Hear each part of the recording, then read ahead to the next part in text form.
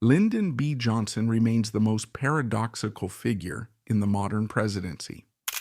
Publicly, he was the visionary architect of the Great Society. Privately, he was a pathological bully who utilized a lack of physical boundaries as a tool of statecraft. By forcing cabinet members to confer with him while he sat on the toilet, Johnson erased the line between the presidency and his own biology.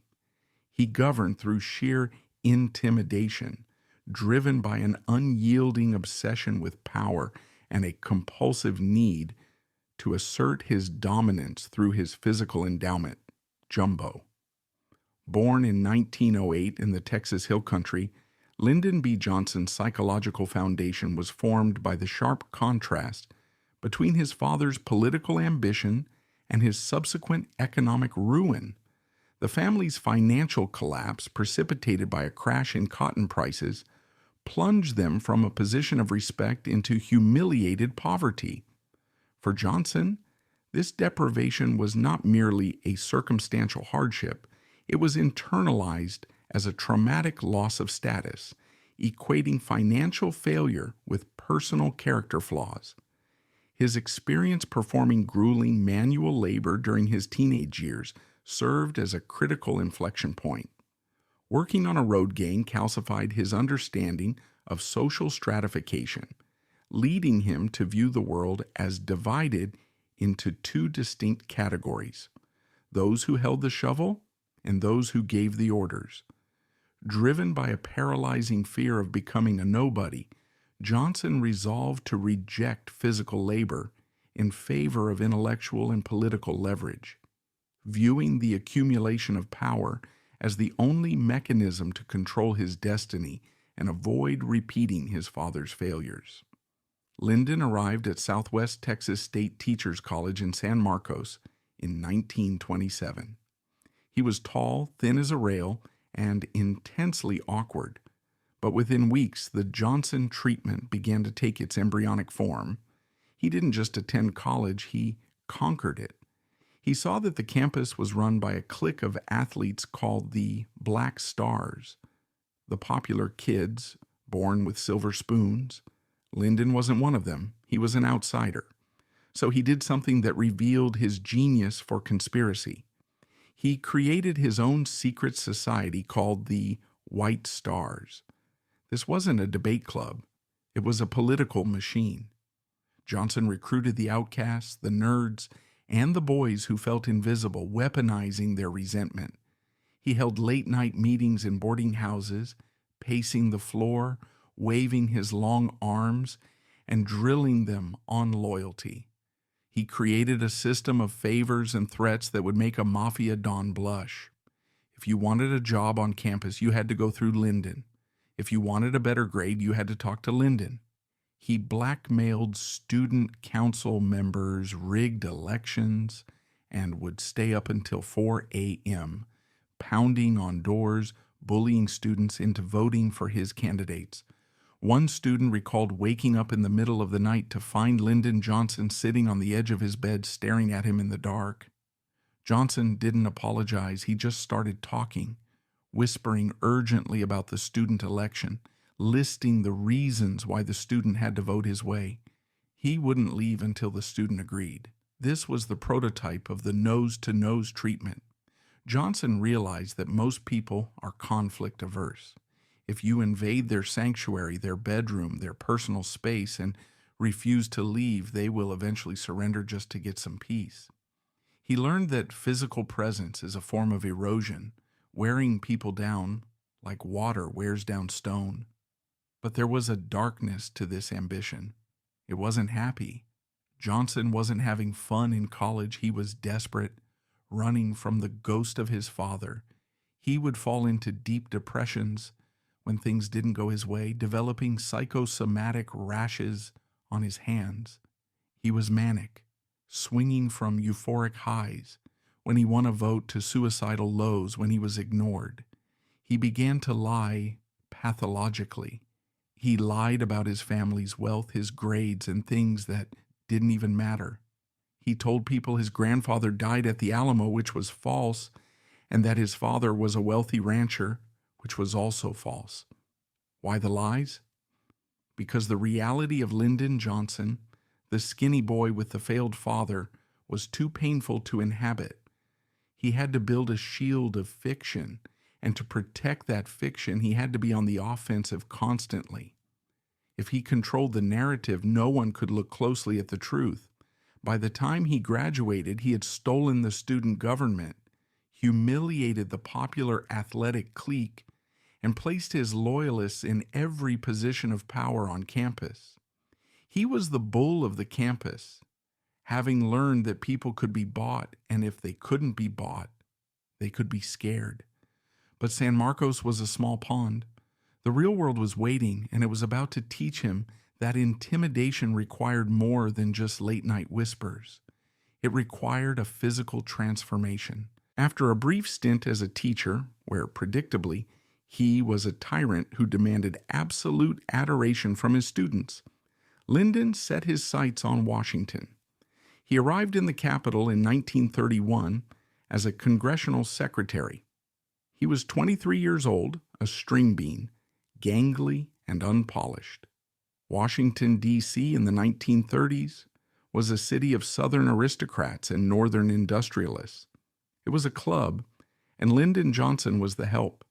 He lived in a basement room with other secretaries, sleeping four to a room and sharing a bathroom down the hall. For most young men, this would be a time to learn the ropes. For Johnson, it was a time to find a new father figure to consume. He latched on to Clayburgh, the congressman he worked for, but more importantly, he found a mentor who would shape his understanding of physical power, Sam Rayburn. Sam Rayburn was a legend, a bald, grim-faced Texan who ruled the House of Representatives with an iron fist. Johnson saw in Rayburn everything his own father wasn't: stable, feared, and powerful. Johnson courted Rayburn like a lover, bringing him breakfast and listening to his stories for hours, making himself indispensable. But Johnson noticed something else. He noticed how Rayburn used his physicality. Rayburn wasn't tall, but he was solid. He stood his ground. Johnson, meanwhile, was growing. He was filling out. He was becoming the big man. It was in these early Washington years that the Johnson treatment moved from the bedroom to the cloakroom. Johnson realized his height was an asset. In a city of short men, he was a tower. He started wearing suits that accentuated his shoulders and slicking his hair back to look more severe. He began to practice the art of invasion. When he talked to people in the hallways of the Capitol, he didn't stand at a polite distance. He stepped in. He stepped onto their shoes. He grabbed their lapels. He realized that if he touched people, poked them, squeezed their arms, hugged them, it confused them. It broke their social defenses. Washington was a town of words and polite debate, but Johnson brought the barnyard into the drawing room. He realized that if he acted like an animal, unpredictable, tactile, overwhelming, the intellectuals didn't know how to handle him. They would back away, and when they backed away, he moved forward. He was conquering space. Beneath this growing physical dominance, the insecurity was rotting him from the inside. He married Lady Bird Johnson in a whirlwind courtship that was less a romance and more a hostile takeover. He proposed on the first date and demanded she marry him immediately. Why the rush? Because he couldn't stand the suspense of a maybe. He needed to lock down the deal. He treated his marriage like a legislative bill, something to be passed quickly before the opposition could organize. Lady Bird was the anchor he needed, but he treated her with the same casual cruelty he showed his staff. He would critique her clothes in front of others and give her orders like a secretary. He was establishing the pattern of his life. Those who loved him the most would be treated the worst because he owned them. He only respected those he hadn't conquered yet. By 1937, he was ready to make his move. A seat in Congress opened up, and the competition was fierce, with experienced politicians running. Lyndon Johnson was a 28-year-old nobody, but he had the White Stars playbook and a total lack of physical limits. During that first campaign, Johnson worked himself into a state of physical collapse. He didn't sleep. He drove from farm to farm, jumping over fences, walking into people's kitchens, and shaking hands until his own hand bled. He lost 40 pounds and his eyes sunk into his skull. He looked like a skeleton in a suit. This was the grotesque emerging again. He was willing to destroy his own body to win. He vomited before speeches from sheer nerves and hallucinated from exhaustion. But he kept going because he was running against the memory of his father's failure. If he stopped moving, the poverty would catch him. He won. Of course he won. He arrived in Congress not as a freshman eager to learn, but as a predator looking for the next level of the food chain. He looked around the House of Representatives and saw 434 other men. To him, they weren't colleagues, they were obstacles or they were tools. But the House was too crowded and noisy. A man like Johnson, a man who needed to dominate individuals one-on-one, felt stifled in the House. He needed a smaller arena.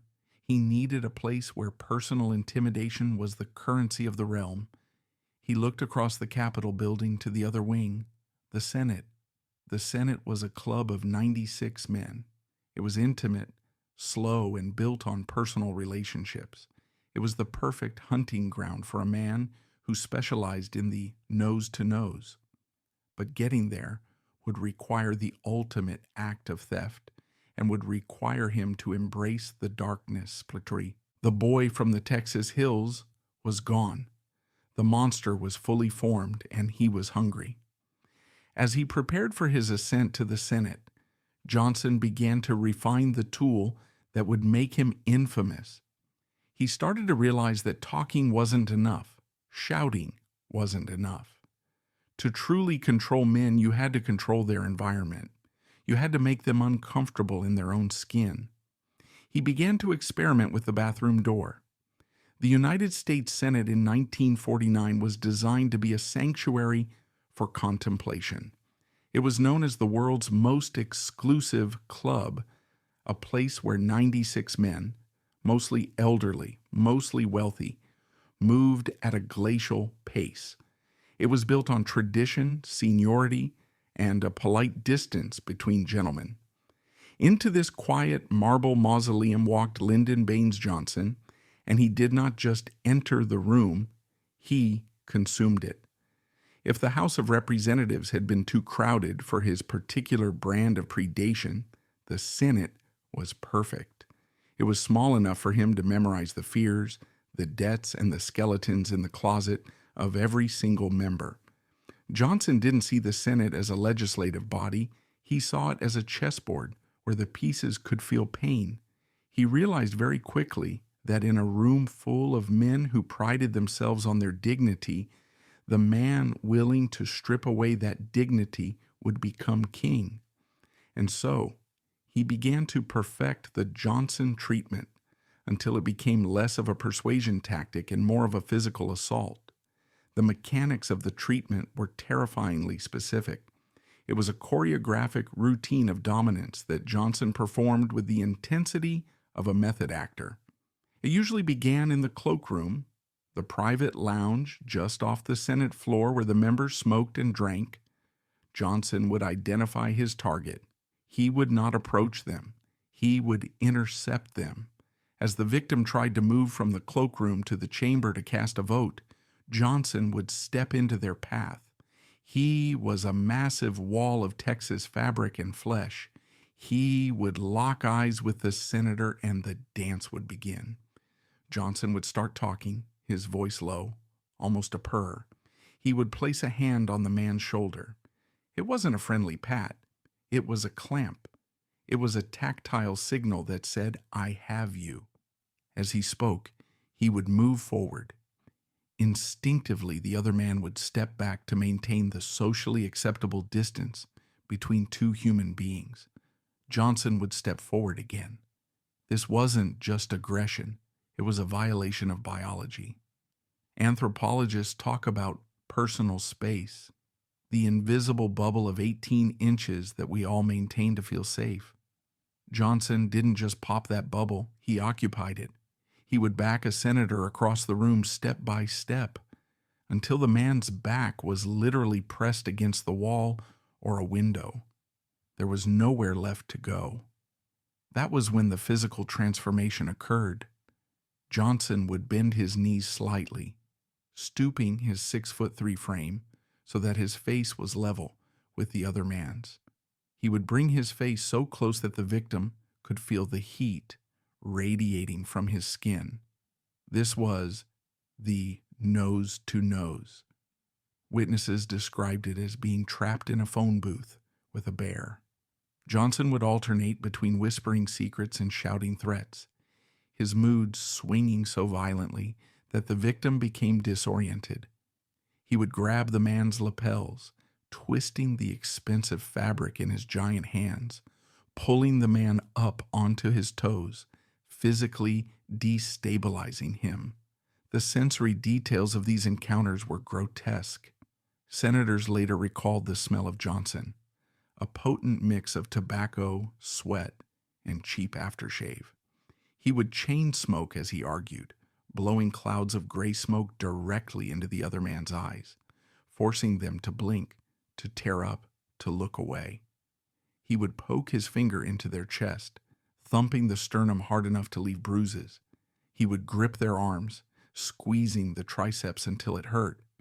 It was a sensory overload designed to shut down the higher functions of the brain. You couldn't think about the nuances of a bill when a giant was breathing his carbon dioxide into your mouth and hurting your chest. You just wanted it to stop, and the only way to make it stop was to say yes. Johnson knew that every man has a breaking point where the desire for physical relief outweighs the desire for political integrity. He wasn't debating them, he was exhausting them. The most famous visual evidence of this brutality involves Senator Theodore F. Green of Rhode Island. Green was the antithesis of Johnson.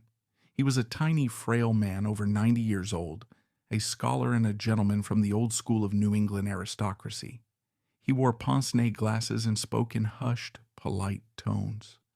One afternoon, a photographer snapped a picture that captured the essence of Johnson's monstrous nature.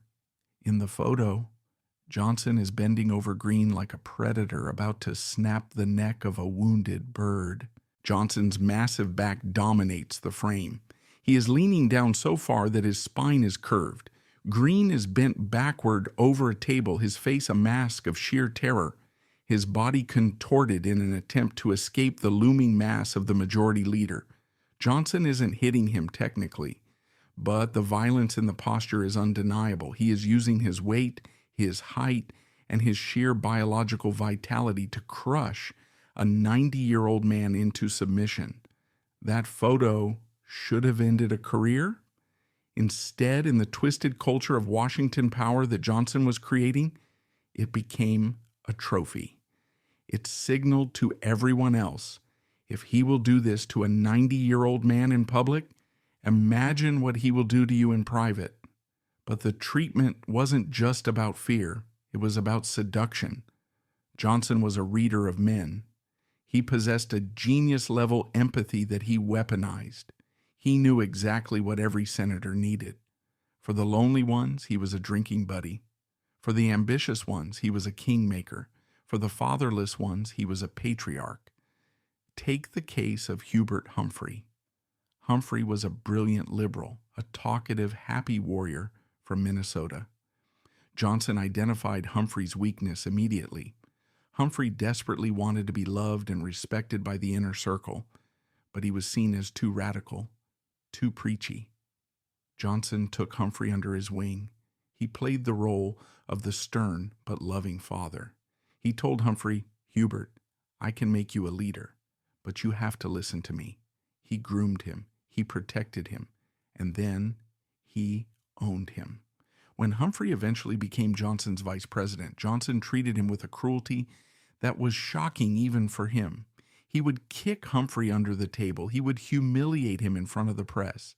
He had broken Humphrey's spirit not with a stick, but by making Humphrey dependent on his approval.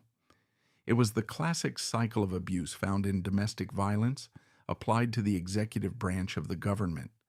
Johnson's dominance of the Senate was total. He became the minority leader in 1953 and the majority leader in 1955, the youngest in history. He transformed the Senate from a debating society into a factory. He ran it with the efficiency of a slaughterhouse. He knew the vote count before the roll was called. He knew who was drunk, who was cheating on their wife, who needed a dam built in their district, and who was afraid of a primary challenge. He kept a list in his pocket, and he played the organ of the Senate with terrifying skill. But to maintain this level of control, Johnson had to escalate his behavior.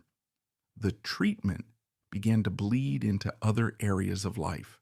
He couldn't turn it off.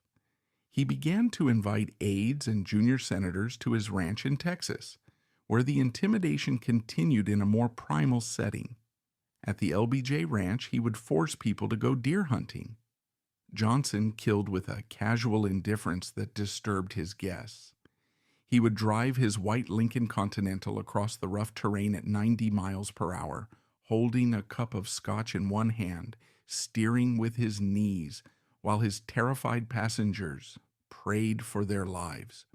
He would stop the car, shoot a deer, and then force the guests to watch him gut it. It was another test. Can you handle the blood? Can you handle the speed? He was constantly checking for weakness. If you flinched, he lost respect for you. If you vomited, he owned you.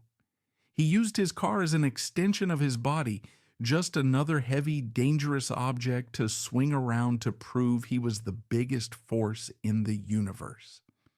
There was a profound loneliness at the center of this whirlwind. Johnson was surrounding himself with people, touching them, breathing on them, shouting at them, but he was never with them. He was using them. He viewed human beings as resources to be mined. He would work his staff until they dropped. He had a two-shift system for his secretaries because no single human being could keep up with his 18-hour days. He would wake up at 6:30 a.m. and immediately start smoking and screaming for coffee. He would work until 2 a.m., fueled by alcohol and adrenaline. He burned through people like coal. One aide, a young man named Bobby Baker, became so close to Johnson that he was called Little Lyndon. Johnson loved him, used him, and then when Baker became a liability due to a scandal, Johnson cut him loose without a backward glance. The treatment had no loyalty. It was a mechanism of immediate gratification.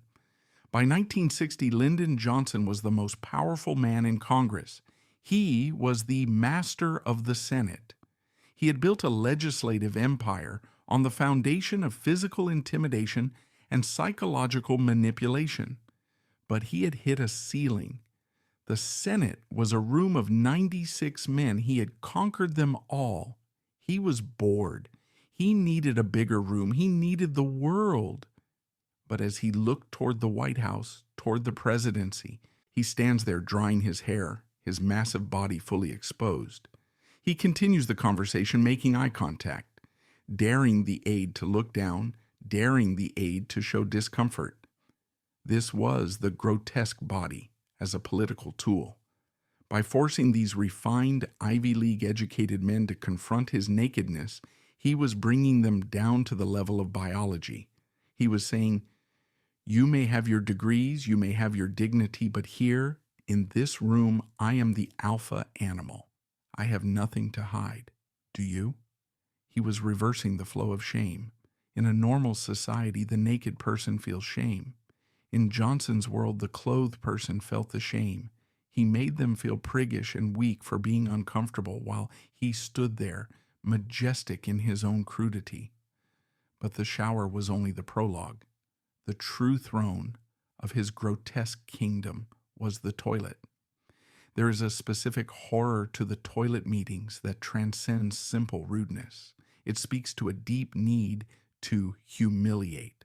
Johnson would frequently continue conversations while relieving himself.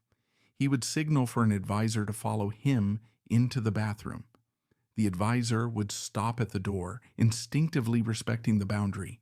Johnson would wave them in. "Come on, come on." He would bark, unbuckling his pants. He would sit down, leaving the door wide open so that anyone walking by in the hallway could see. He would then proceed to defecate while dissecting the details of the federal budget. He would ask for a memo. He would ask for a cigarette. He would stretch out his legs. The smell would fill the small room. The sounds were audible. For the advisor standing there, often a cabinet secretary or a distinguished general, this was the ultimate test of loyalty. Could you suspend your human disgust to serve the president? If you could stand in the stench of his waste and still talk about foreign policy, you belonged to him. You had surrendered your right to judge him. One of the most chilling accounts involves his use of the buzzer. Johnson had buzzers installed everywhere so he could summon the Secret Service or his aides instantly. He even had a buzzer installed on the toilet itself. He would press it, and an agent or a secretary would rush in, thinking there was an emergency, only to find the president sitting there demanding a fresh soda or a specific file. He turned his biological needs into a command performance. He reduced the people around him to nursemaids, stripping them of their professional status and turning them into caretakers of his body. Why did he do this? Psychologists might point to his childhood, to the lack of privacy in a poor farmhouse, or to a desire to shock the elites. But there was a strategic element to it. Johnson knew that it is impossible to be arrogant when you are watching another man wipe himself. It broke down the intellectual barriers. He hated the Kennedy crowd, the Harvards, the Yales, the intellectuals who spoke in polysyllables and quoted Greek history. He felt they looked down on him as a cornpone Texan. So he dragged them into the mud. He forced them to engage with the base, smelly, animal reality of life. He was saying, "We are all just animals, but I am the biggest animal." He extended this lack of boundaries to his morning routine in bed. The morning session was a spectacle of chaos. Johnson would wake up and immediately summon a small army of staff into his bedroom. He would be propped up on pillows, the sheets covered in memos, newspapers, and ticker tape ribbons. But he wasn't just working. He was being groomed like a prize horse. While he dictated letters to a nervous secretary, a valet would be massaging his legs with lotion to soothe his dry skin. Another barber would be shaving his face with an electric razor. He would be eating breakfast, often chipped beef on toast, chomping with his mouth open, crumbs falling onto the state papers. He would belch. He would pass gas loudly and unapologetically, sometimes announcing it with a crude joke. The room was filled with the smell of lotion, food, stale air, and the president's body. To be in that room was to be inside Johnson's metabolism. He absorbed you. There was no you anymore. There was only the extension of his will. He would shout at the valet to rub harder. He would scream at the secretary for typing too slow. He was a conductor of a symphony of flesh and paper. And then there was the nose blowing. It seems like a small detail, but in the context of the grotesque, it was a thunderclap. Johnson did not just blow his nose, he inspected the results. He would grab a handkerchief, blow into it with the force of a trumpet, and then open the handkerchief to examine the mucus. He would show it to the person he was talking to.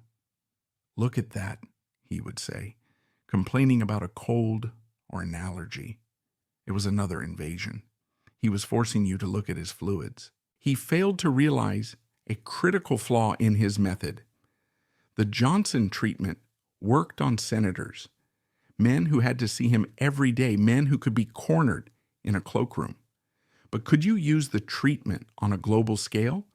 Could you grab the lapels of the Soviet premier? Could you lean nose to nose with a guerrilla army in the jungles of Vietnam?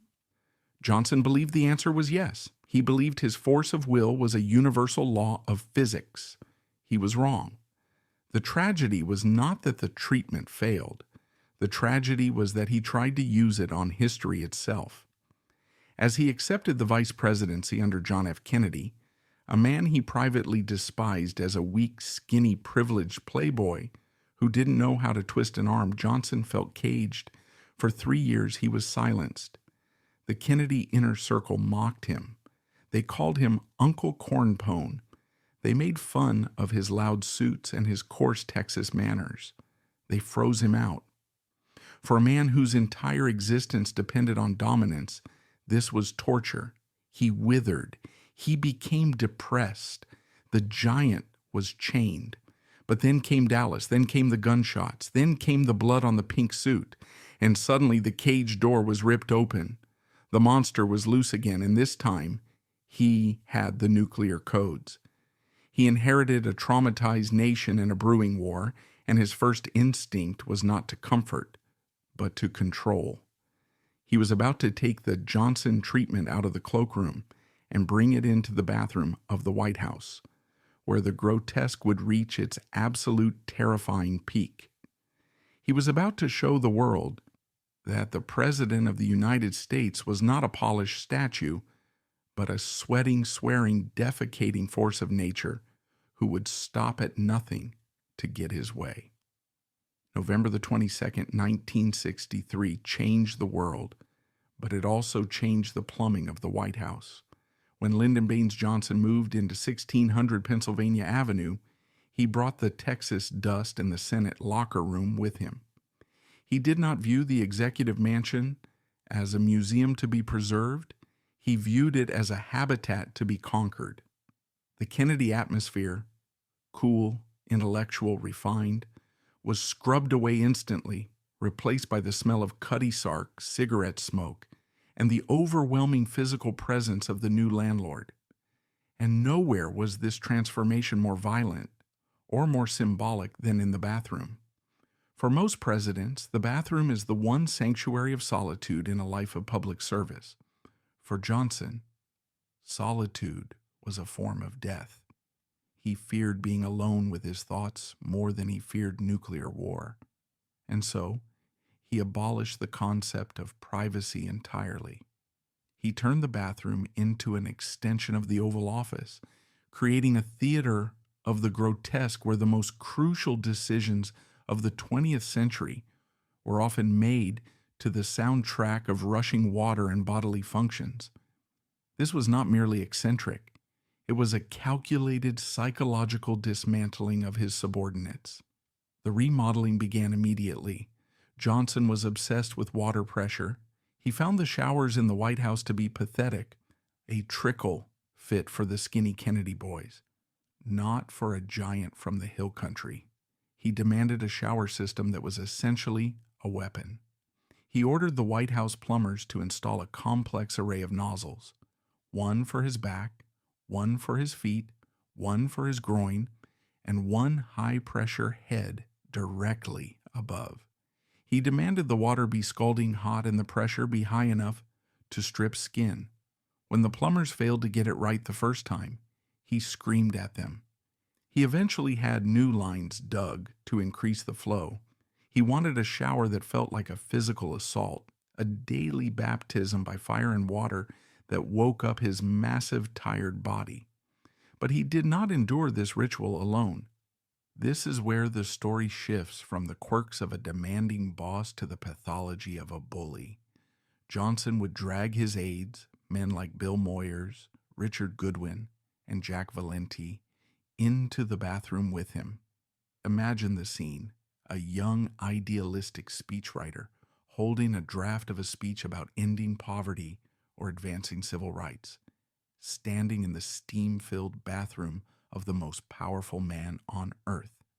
The noise is deafening, the roar of the fire hose shower, the hum of the ventilation. Johnson is inside the glass stall, a blur of pink flesh, scrubbing himself violently with a bar of soap. He is shouting edits to the speech through the glass, demanding that the aide lean closer to hear him over the water. The aide is trapped. He cannot look at the president because the president is naked. He cannot look away because the president is shouting at him. The heat in the room makes the aide sweat in his wool suit. The humidity curls the pages of the speech. It is a sensory nightmare. And then the finale. Johnson turns off the water. He bursts out of the stall, dripping wet, steaming like a boiled lobster. He grabs a towel, but he does not cover himself immediately. He was forcing you to acknowledge the interior of his body. This behavior reached its zenith during the early days of the Vietnam War escalation. As the stress mounted, Johnson's body became the barometer of the nation. When the war went badly, he would become more erratic, more physically imposing, more disgusting in his habits. It was as if the ugliness of the war was manifesting in his daily rituals. The bathroom meetings became more frequent. The naked rants became more terrifying. He was trying to exert control over his own biology at a time when he was losing control over the world. There is a tragic irony here. Johnson was the architect of the Great Society. He wanted to build a nation of beauty, of clean air, of dignity for the poor. He spoke in soaring rhetoric about the dignity of man. Yet, in his private life, he denied that dignity to everyone around him. He treated his staff like serfs. He treated his own body like a machine that needed to be oiled and purged in public. The man who wanted to uplift the human spirit was obsessed with the human bowel. This contradiction created a toxic atmosphere in the White House. Men burned out. They developed ulcers. They started drinking. To work for LBJ was to be in an abusive relationship with a giant who could be tender one moment, buying you a toothbrush, asking about your sick mother, and then monstrous the next, forcing you to watch him shower while he screamed that you were incompetent. He bought their loyalty with fear and intimacy. He broke down their boundaries so completely that they couldn't tell where they ended, and he began. By 1965, the grotesque had become the standard operating procedure of the executive branch. The world saw a statesman in a suit signing the Voting Rights Act, but the people inside saw a naked emperor who refused to put on clothes. And as the pressure of the presidency grew, as the critics became louder, Johnson began to rely on his most shocking physical attribute to silence them. He began to believe that the ultimate proof of his power wasn't in the laws he signed, but in what he kept inside his pants. The stage was set for the introduction of Jumbo and the final descent into the madness of toxic masculinity.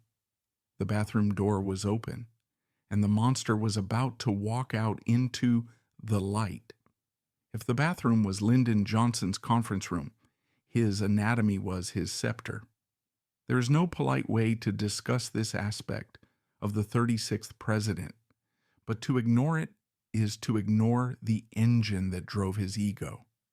In the annals of presidential history, there is no figure who is more obsessed with his own virility or more willing to use it as a blunt instrument of statecraft than Johnson. He did not view his body as merely a vessel for his mind. He viewed it as a totem, a physical manifestation of American strength. And at the center of this primitive belief system was the appendage he famously and loudly nicknamed Jumbo. This was not a whisper in the rumor mill. This was a broadcast. Johnson spoke of Jumbo with the affection one might reserve for a favorite pet or a trusted lieutenant. He referred to it in the third person. He possessed a level of exhibitionism that would be classified today as pathological, but in the male-dominated, smoke-filled world of mid-century Washington, it was accepted as a terrifying quirk of the alpha male. Johnson believed that power was a zero-sum game. For him to have more, you had to have less. And the quickest way to make another man feel less was to engage in a primal locker room display of dominance that stripped away the trappings of civilization. The arena for this performance was often the Senate's steam room or the swimming pool at the LBJ Ranch. In the steam room, stripped of the expensive suits and the senatorial titles, men were reduced to their biological essence. Johnson thrived here. He would stride through the mist, naked and unashamed, swinging a towel, looking for an audience. He wasn't just washing off the stress of the day, he was hunting for insecurity. He would purposefully stand next to his rivals, men who were often shorter, softer, more modest, and he would make his direct, unflinching comparisons. Witnesses, including amused but horrified journalists and traumatized aides, recounted moments where Johnson would drop his towel completely, turn to a lawmaker he was trying to intimidate, and gesture to his groin. He would ask with a booming, challenging laugh, "Have you ever seen anything as big as this?" It was a rhetorical question that functioned as a command. He was daring them to challenge him. He was daring them to look. By forcing these dignified men to acknowledge his nakedness, he was effectively saying, "I am the stud duck. I am the bull of the herd. You are just here to graze." It was a psychological castration of his opponents. If you couldn't look the majority leader in the eye because you were too busy averting your gaze from his body, you had already lost the negotiation. This behavior extended to his urination habits, which were feral in their lack of boundaries. Johnson treated the world as his personal territory. At his ranch in Texas, he would stop his car in the middle of a tour, step out, and relieve himself on the side of the road, continuing to talk to the passengers inside the car as he did so. He once urinated in the parking lot of the House Office building as the sun went down, declaring that it was his building. It was the behavior of a wolf marking its perimeter. He was signaling that the rules of society, hygiene, modesty, privacy, did not apply to him. He was above the law because he was the source of the law. But beneath the bravado lay the fatal weakness. Why does a man need to constantly prove he is big? Because a part of him is terrified that he is small. Johnson's obsession with Jumbo was the mirror image of his fear of being like his father, a man who had failed, a man who was seen as weak. Johnson equated sexual potency with political survival. In his mind, a leader had to be potent in every sense of the word. A leader who was modest was a leader who was hiding something. A leader who was small was a leader who could be rolled over. He was compensating for the deep, gnawing poverty of his childhood by over-consuming the world, eating too fast, driving too fast, and thrusting his sexuality into the faces of everyone he met. This sexual aggression bled into his treatment of women, which was predatory and possessive. He viewed the secretaries in his office not just as employees, but as members of a harem. He demanded total availability. He would dictate letters to them while he was in bed, while he was getting a massage, or while he was in his underwear. He shattered their professional boundaries, just as he did with his male aides, but with an added layer of sexual menace. He famously said that he wanted people around him who had a little of the beagle in them, meaning he wanted loyalty that bordered on the canine. He wanted to be the center of their universe. He flirted aggressively, he touched without permission, and he used his size to corner women at parties, overwhelming them with his Johnson treatment until they were breathless and terrified. There was a profound jealousy in him, too. When John F. Kennedy became president, Johnson was consumed by envy. Kennedy was the sex symbol, the handsome, charming, witty lover that the magazines adored. Johnson looked at Kennedy and saw a scrawny man with a bad back and Addison's disease.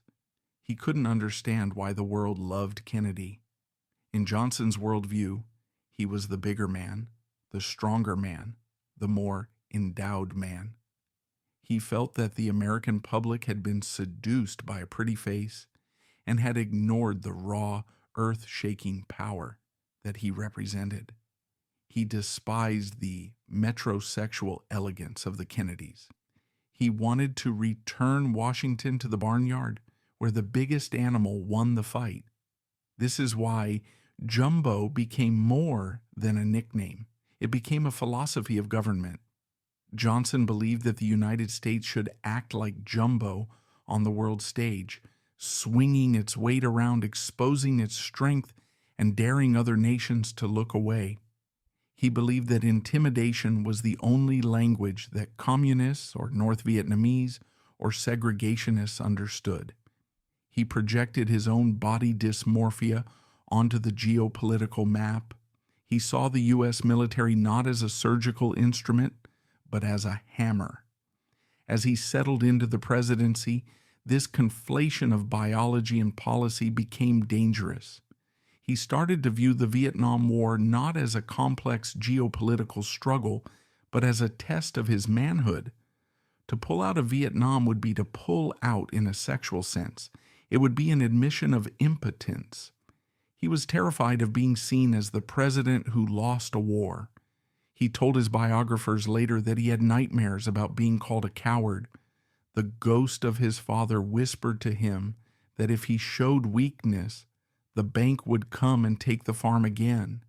So he had to stay hard. He had to stay big. The tragedy was the realization that Johnson's tools were obsolete. The jumbo tactic worked in the steam room of the Senate, where the worst that could happen was an awkward silence.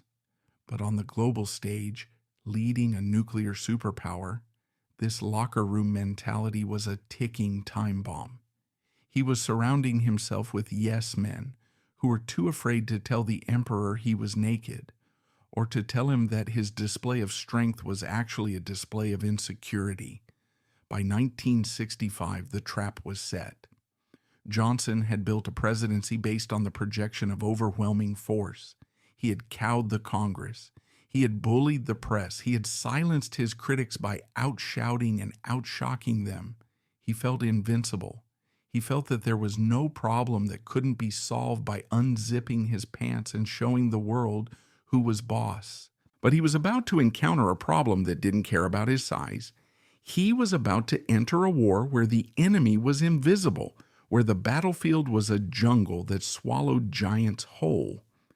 The stud duck was about to wade into a swamp where his size would not be an asset, but a target.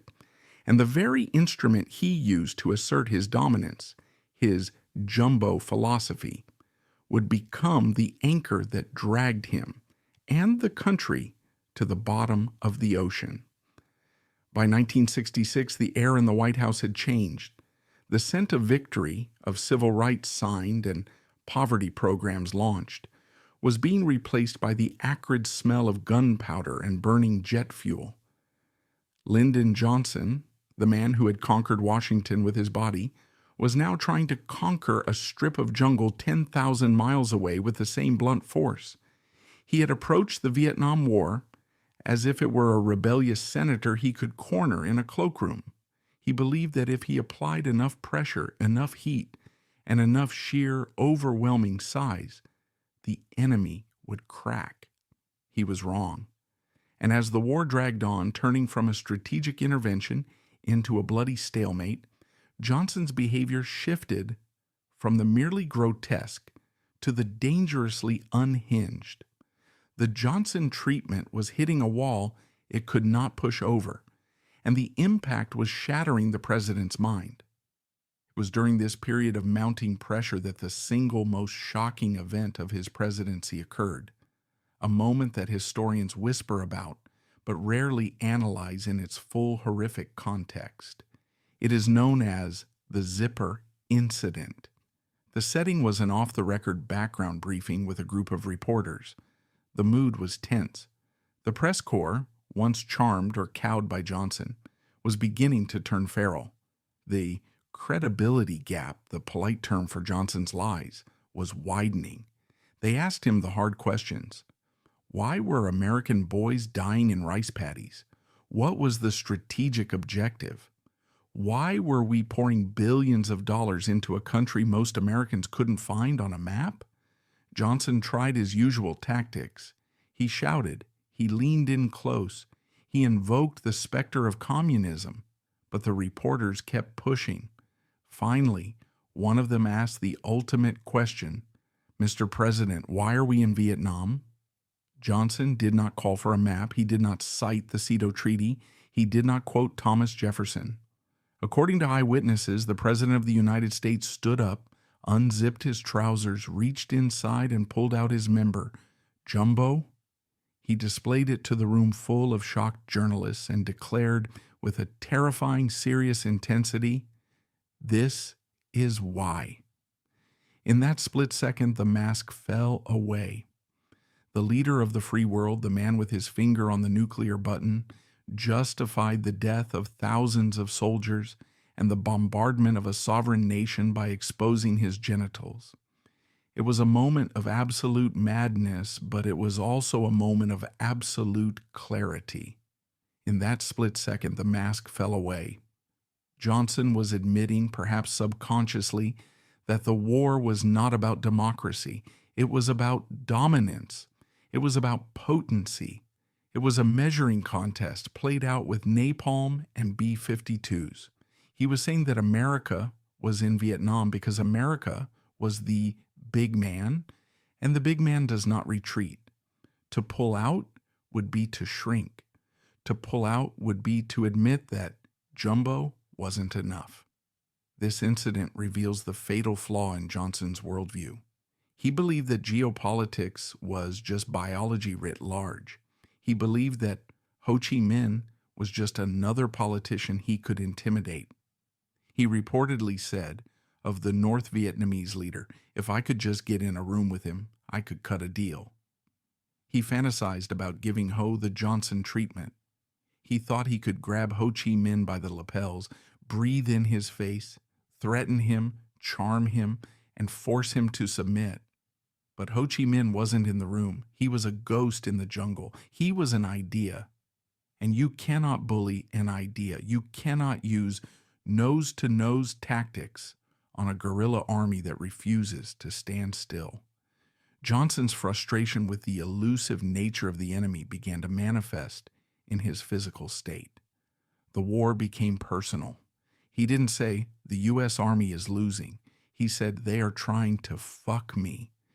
He took every dead soldier, every lost battle, as a direct kick to his groin.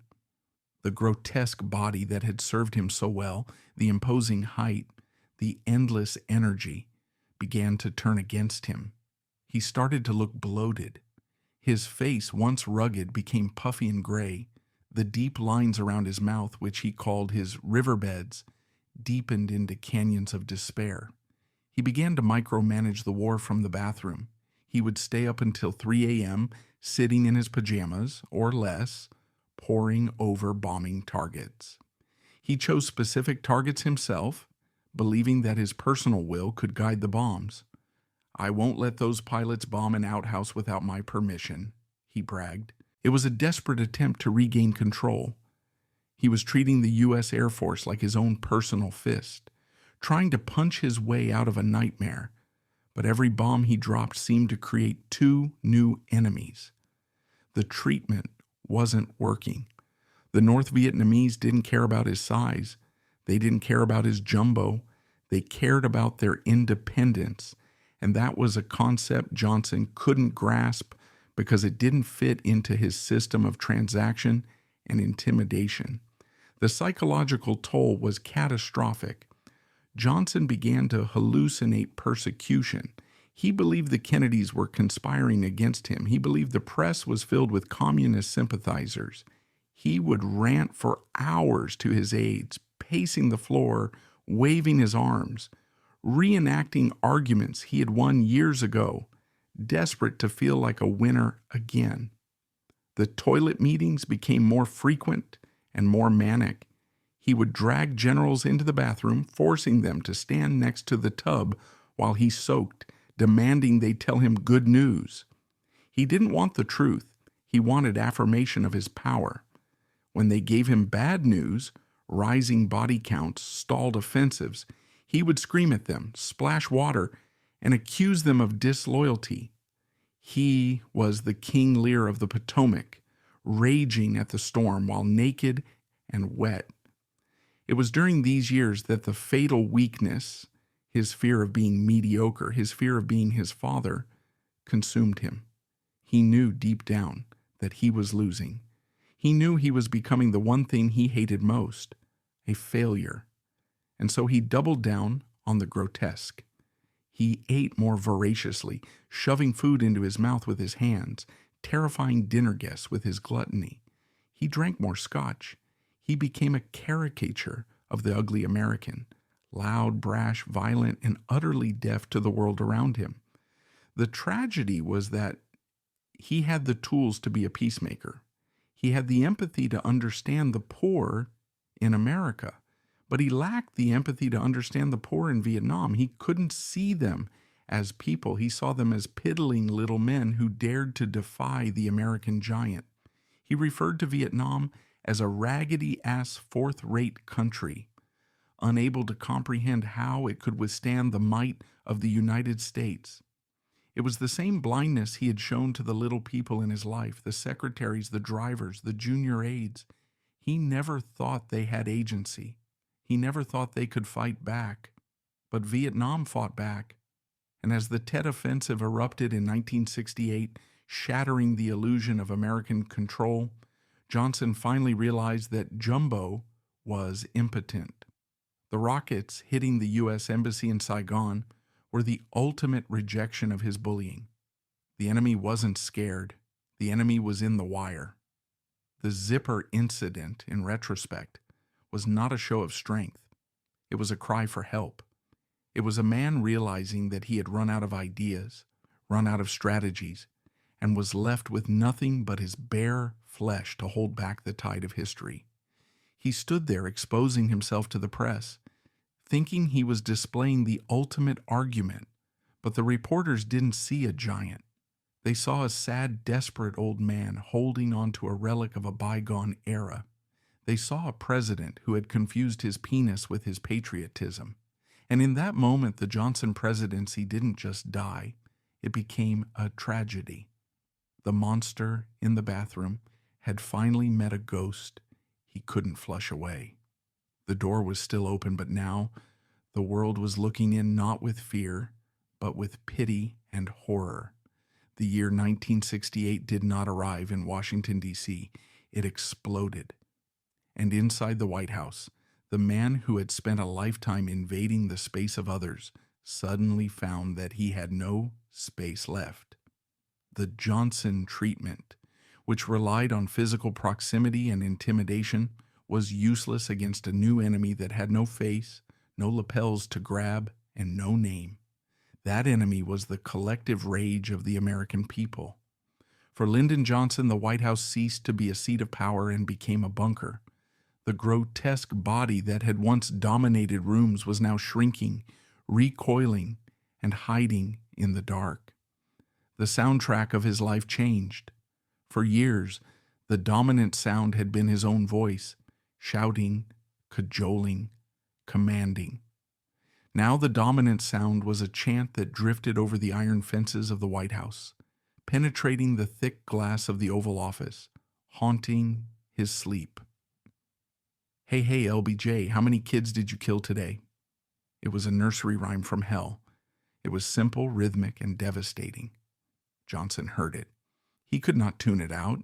He would stand at the window, peering through the curtains like a prisoner, watching the candlelight vigils and the burning effigies. The man who needed love like oxygen was now drowning in hatred. This wasn't just political opposition.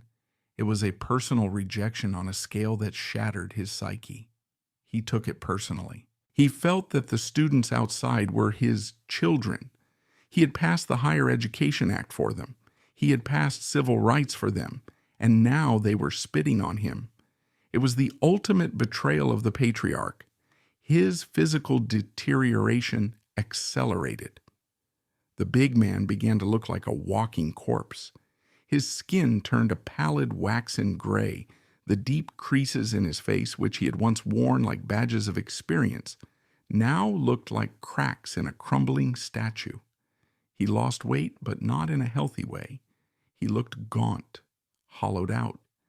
The manic energy of the bathroom meetings was replaced by a terrifying, brooding silence. He stopped dragging aides into the shower. He stopped waving Jumbo around.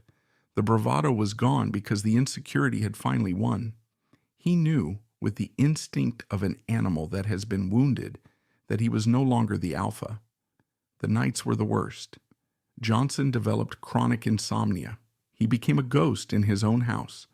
Secret Service agents stationed in the hallways would see him late at night, a hulking figure in pajamas, wandering the corridors of the West Wing with a flashlight.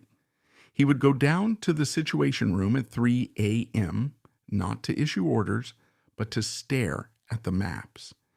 He would run his fingers over the topography of Vietnam, touching the names of the cities, Khe Sanh, Hue, Saigon, as if by touching them, he could make them obey him.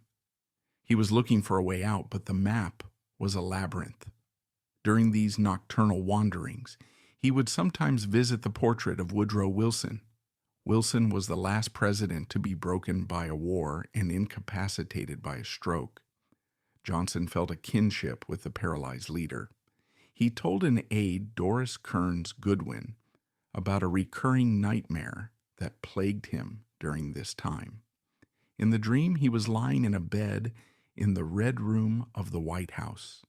He was paralyzed. He could hear people talking around him, dividing up his power, dismantling his programs. But he couldn't move. He couldn't speak. He couldn't lift a finger. This dream was the subconscious manifestation of his fatal weakness. The man who defined his existence by movement, by action, by physical force was terrified of stillness. He was terrified of being impotent. The paralysis of the dream was the reality of 1968. He was paralyzed by the war. He couldn't escalate without risking World War III, and he couldn't withdraw without admitting defeat. He was stuck in the mud, just like his tanks in the Mekong Delta. The grotesque nature of his presidency shifted from external aggression to internal decay. He became paranoid. He ordered the FBI to spy on anti-war protesters, convinced that they were being funded by foreign communists. He couldn't believe that Americans would hate him on their own. It had to be a conspiracy. He became obsessed with leaks. He would scream at his staff, accusing them of betrayal. The atmosphere in the White House was poisonous. Men who had served him for years walked on eggshells, terrified of triggering an explosion. But the explosions were different now. They weren't the calculated outbursts of the Johnson treatment designed to get a vote. They were the incoherent rages of a man who had lost his grip on reality. He began to fear for his own safety in a way he never had before. He stopped traveling. He couldn't go to a university to give a speech because the protests would be too violent. He was the prisoner of Pennsylvania Avenue. The king of the Senate, the man who knew every back room and every handshake, was now cut off from the people. He was isolated in the air-conditioned bubble of the presidency, breathing recycled air, hearing only the echo of his own failures. Then came March 31st, 1968, the surrender. Johnson sat in the Oval Office to deliver a televised address to the nation. He looked old. He looked tired. He announced a pause in the bombing of North Vietnam, and then he dropped the bombshell that no one expected. I shall not seek and I will not accept the nomination of my party for another term as your president. It was the ultimate act of self-castration. The man with the jumbo ego, the man who lived to win, was quitting. He was walking away from the fight. Why? Because he knew he couldn't win. He knew the country was broken, and he knew he was the one who broke it. He was sacrificing his presidency to try and save the peace. But it was also an admission that his style of leadership, the bullying, the horse trading, the physical dominance, was obsolete. You couldn't Johnson treatment a cultural revolution. But the tragedy didn't end with the announcement. The lame duck period that followed was a slow, painful funeral. He was still president, but he was a ghost. His power evaporated overnight. The politicians stopped fearing him. The phone stopped ringing as often. The toilet meetings ceased entirely because no one needed to be there anymore. He was left alone with his family and his few remaining loyalists. He spent his final days in the White House looking at the portraits of his predecessors, wondering how history would judge him. He knew the answer. He knew that for all the civil rights laws, for all the schools he built, he would be remembered for the napalm and the body bags. He would be remembered as the monster. There is a heartbreaking detail from this period. Johnson, the man who had once proudly urinated in parking lots to mark his territory, became obsessed with the cleanliness of the White House. He would walk around picking up lint from the carpet. He would straighten paintings. It was a small, pathetic attempt to impose order on a world that had spiraled into chaos. He couldn't clean up the mess in Vietnam, so he cleaned up the dust in the hallway. As January 1969 approached and Richard Nixon prepared to take the oath, Johnson looked like a man who had survived a shipwreck. He was physically shattered. He had heart pains. His breath was short. The Bunton strain of his physical strength had been burned to ash. He prepared to leave Washington, the city he had conquered and then lost, to return to the exile of the Texas desert. He was leaving behind the toilet, the shower, the Oval Office, and the ghost, but he was taking the demons with him. The monster in the bathroom was going home to die. On January 20th, 1969, the most powerful man on earth boarded a plane and became a private citizen. As Air Force One, temporarily stripped of its call sign, lifted off from Washington, D.C. and banked toward Texas, Lyndon Johnson lit a cigarette. He had not smoked since his massive heart attack in 1955. For 14 years, he had resisted the urge, terrified of death. But the moment the burden of the presidency was lifted, the moment he was no longer responsible for the world, he chose to die. He inhaled deep into his damaged lungs, looked at his wife Lady Bird, and signaled the beginning of the end. This was not a relapse, it was a decision. It was the first act in a 4-year tragedy that psychologists and historians would later call suicide by neglect. When Johnson arrived back at the LBJ Ranch, the silence was deafening. There were no phones ringing every minute. There were no generals waiting in the hallway. There was no Johnson treatment to administer because there was no one left to bully. The giant who had sucked the oxygen out of every room in the Capitol was now standing alone in the middle of a field, surrounded by Hereford cattle and Texas dust. And without the structure of power to hold him together, the grotesque body began to collapse in on itself. The transformation was shocking and rapid. The most visible sign was his hair. For his entire political career, Johnson had been manic about grooming. He wore his hair short, slicked back, severe, the haircut of a Roman senator. But in exile, he stopped cutting it. He let it grow wild. It turned snow white and curled over his collar, reaching almost to his shoulders. Visitors were stunned. The man who had railed against the long-haired hippies protesting the war now looked exactly like them. Was it a subconscious surrender to the generation that had destroyed him? Or was it simply that he no longer cared what he looked like, because he no longer felt he had an audience worth impressing? His body, once a battering ram of muscle and energy, became a vessel of gluttony. He ate with a suicidal voracity. He abandoned the strict diet that had kept him alive in the White House. He gorged on fried foods, heavy creams, and sweets. He gained weight rapidly, his face becoming puffy and distorted. But the smoking was the true instrument of his self-destruction. He smoked 3 packs a day. His fingers were permanently stained yellow. He would wake up in the middle of the night coughing until he turned blue and then light another cigarette. When friends begged him to stop, warning him that he was killing himself, Johnson would look at them with eyes that were empty of hope and say, "I'm old and I'm ugly, and I don't have anything left." This is the fatal weakness in its final terminal phase. Johnson had spent his life running from the fear of being a nobody. Now that he was stripped of his title, he felt he was a nobody. He couldn't bear to live in a world where he wasn't the center of gravity. And so, he decided to dismantle the machine.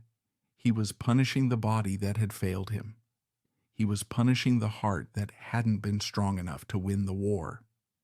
His behavior at the ranch became a grotesque parody of his White House years. He tried to replicate the treatment on a smaller, sadder scale. He would bully the ranch hands. He would obsess over the irrigation schedules, screaming about water levels as if they were bombing coordinates. He would force the Secret Service agents detailed to protect him to endure his erratic driving. He would pile them into his Lincoln Continental, place a plastic cup of scotch between his knees, and tear across the pastures, shouting at the cattle. But the agents weren't senators. They were just men doing a job, watching a former president lose his mind. The fear he inspired wasn't political anymore. It was pity. The jumbo bravado vanished entirely. There were no more locker room displays. The man who had once flashed his anatomy to reporters now felt betrayed by his own flesh. He had heart pains, angina that struck him with an increasing frequency. He became obsessed with his own mortality. He studied actuarial tables predicting exactly when he would die based on his father's age at death. He was convinced he wouldn't live past 64. He was right. But the physical pain was nothing compared to the ghosts. The Vietnam War did not end for Johnson when he left Washington. It followed him to Texas. He spent his days in a state of tormented nostalgia. He would sit in his study for hours, listening to tapes of his old speeches, reading old letters, trying to find the moment where it all went wrong. He was desperate for validation. He would invite random tourists who stopped at the ranch gate to come inside, just so he could talk to them, just so he could explain himself one last time. He would hold court on his front porch, monologuing to a confused family from Ohio about the Great Society and the Ho Chi Minh Trail, his eyes wild, his long white hair blowing in the wind. He was the ancient mariner, grabbing strangers to tell them his tale of woe. He was haunted by the chants. "Hey, hey, LBJ." The voices were still in his head. He knew that outside the fence of his ranch, the country was moving on. Nixon was in the White House. The war was dragging on, but it was Nixon's war now. Johnson was history. And to a man like LBJ, being history was worse than being dead. In 1972, he attended the funeral of Harry Truman. It was his last major public appearance. He looked frail, a shadow of the giant who had once loomed over Theodore Green. He told a reporter, "I'm doing the best I can to keep out of the way." It was the most un-Johnson thing he had ever said. The man who had spent his life getting in the way, blocking doorways, invading personal space, was now trying to disappear. As January 1973 began, the suicide by neglect neared its completion. His body was wrecked. His arteries were clogged. His heart was a ticking time bomb. But there was a strange peace in his self-destruction. He had accepted his fate. He had stopped fighting. The Johnson treatment was over because the patient was terminal. He had spent a lifetime trying to control the world with his hands, his voice, and his body. Now he was learning the hardest lesson of all. You cannot control the end. The stage was set for the final scene. Not in a bathroom filled with aides, not in a Senate cloakroom filled with smoke, but in a quiet bedroom, alone. The monster had driven everyone away. The big man was about to become small. The end of Lyndon Baines Johnson did not come with the bang of a gavel or the roar of a jet engine. It came in the suffocating silence of a Texas afternoon. It was January 22nd, 1973. The timing of fate was cruel, almost literary in its precision. 2 days prior, Richard Nixon had been inaugurated for his second term, cementing the shift of power away from the Johnson era. And in Paris, the peace accords that would officially end American involvement in the Vietnam War were scheduled to be signed the very next day. Johnson, the man whose presidency was devoured by that war, would not live to see the peace. He would die in the liminal space between the war and the silence, trapped in the final hours of the conflict that had broken his heart. The morning began like any other in his exile. Johnson was at the ranch. He seemed restless. The suicide by neglect was in its final stages. His body was a wreck. His arteries were blocked. His blood flow was restricted. And his heart, that massive pounding engine that had once powered the entire United States Senate, was now fluttering like a trapped bird. He had spent the morning talking about the legacy of his library, worrying about how history would remember him. He was still trying to control the narrative, even as his biology was shutting down. At 3:50 p.m., the ex-president retired to his bedroom for a nap. This was the room where he had once held court, where he had dictated memos while receiving massages, where he had bullied secretaries and charmed diplomats. Now it was empty. The staff was in the other wing of the house. Lady Bird was away. The Secret Service agents, Mike Howard and Ed Nolan, were stationed in a command post 100 yards away.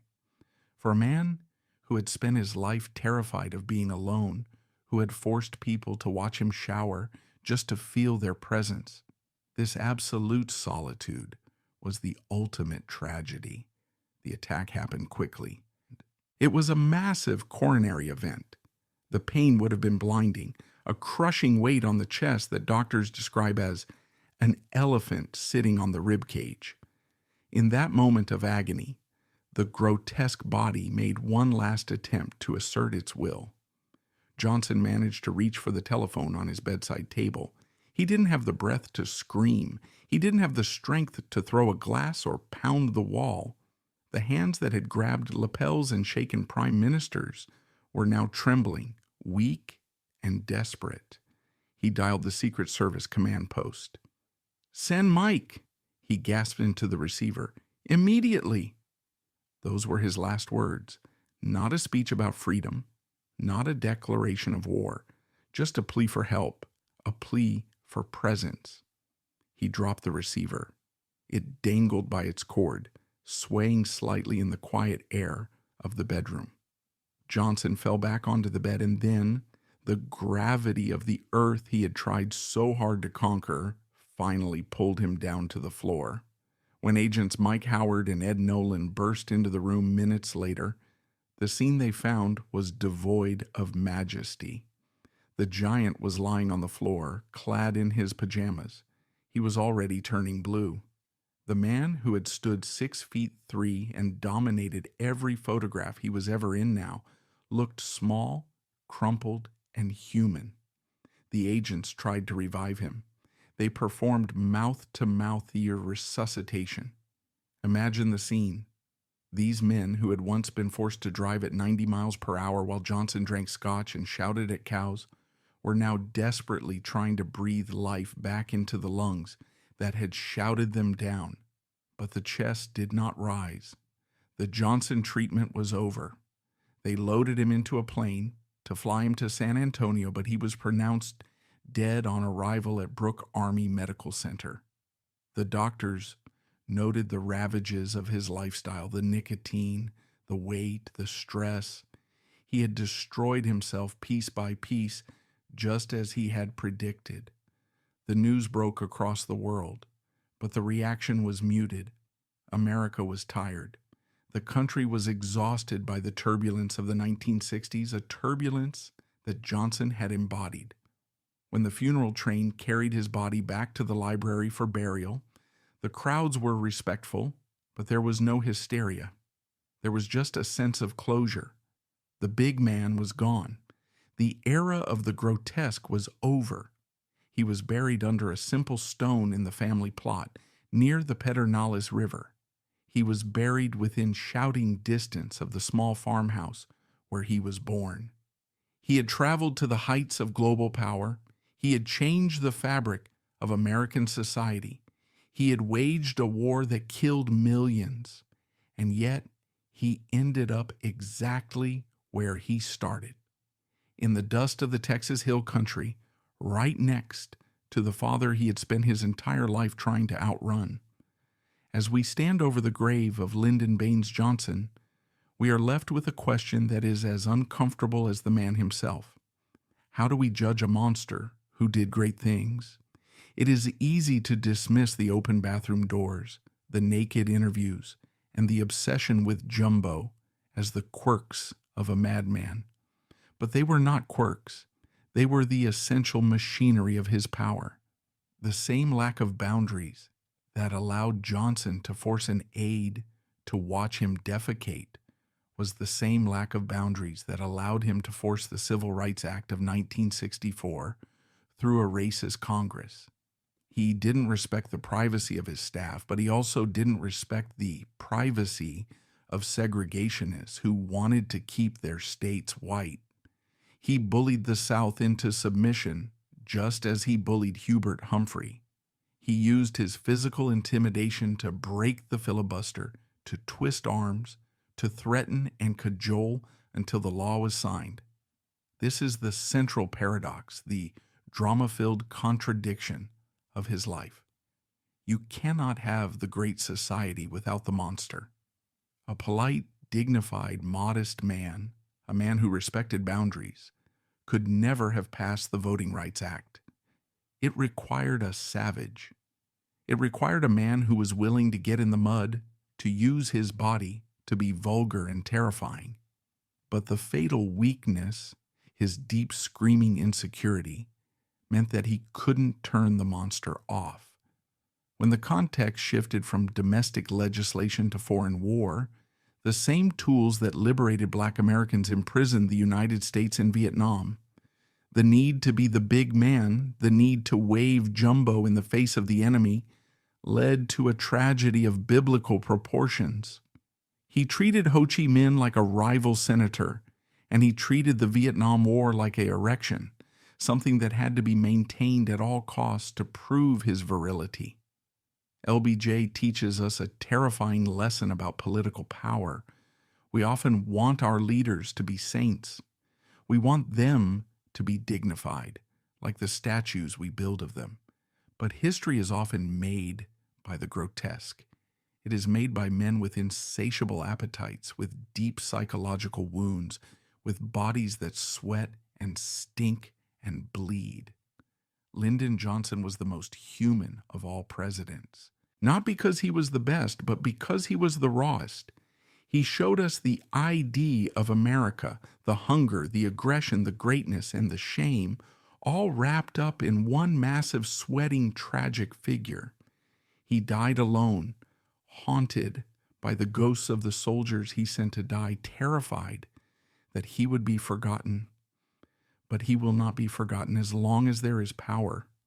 There will be the temptation to use it, like LBJ. So when you see the polished statues of history, remember the image of Lyndon Johnson. Remember the open door.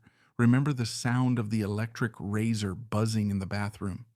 Remember that history is often made by the grotesque, by men who hold the world in their hands and refuse to wash them.